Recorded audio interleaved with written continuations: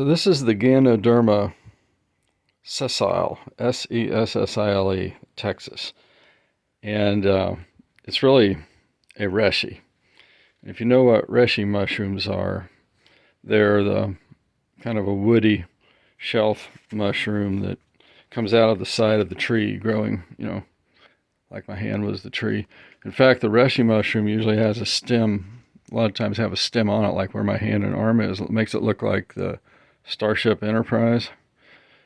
And but the sessile, the Ganoderma sessile, the one that grows here in Texas, one of them that grows here in Texas, one of the Ganodermas that grows here, is a monster, compared to the Reishi mushroom. The Reishi mushrooms are, usually pretty small and a little different. But I was reading up on the medicinal qualities of them, which are like, amazing in the first place for Reishi mushrooms, as far as immune system boost. It gets used in conjunction with people's chemotherapy sometimes because the chemotherapy knocks their immune system out, but the Reishi pumps the immune system up incredibly. It's been known for thousands of years to do that. It was a precious, precious mushroom from the Orient.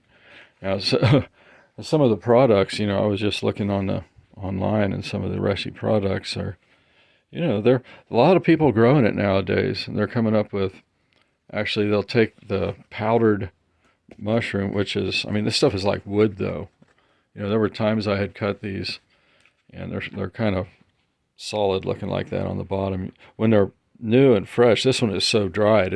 I actually had it hanging up for like 5 years or something, but it's still, since it was, dried, it's got those compounds in there. It's really nice fresh too. But I had cut it with a jigsaw one time, and it was just a mess. A noisy, rattly mess. It's actually, kind of woody down this part. So, but I would a lot of times do things like take the loppers or my hand pruners and trim it off and just skim it off in little sheets, and or saw it, and or just bust them off and throw them in the blender. And so anyway, that's I found this one growing on a hackberry tree, which is really kind of unusual. Usually these things occur at the base of a tree. And my experience has been, it's been like an oak tree, a live oak tree that has been dead for about a year. And the wood's still got some, good nutrients in it, but it's dead. But they call this thing, if you look up Ganoderma sessile, Sessile, they consider it like a pest because it like eats trees and kills trees too. So I think they're just, my experience with the fungal things in my decades of work out in the plant world out there was that the mushrooms would grow on the dead or dying wood of a tree, or a sick tree that's getting ready to go out anyway, and the funguses will step into that weakened tissue that's vulnerable to fungal infection, and they'll get in there and take care of eating the tree up, basically.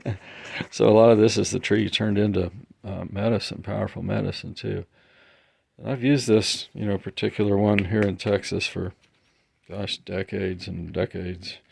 It seems like we used to hunt mushrooms when we were a kid, of all different fantastic varieties, and but this has been a good one to find out about in Texas, because as far as immune system goes, everybody wants a good one, so you don't get any of that bad stuff happens when you get a bad immune system, right?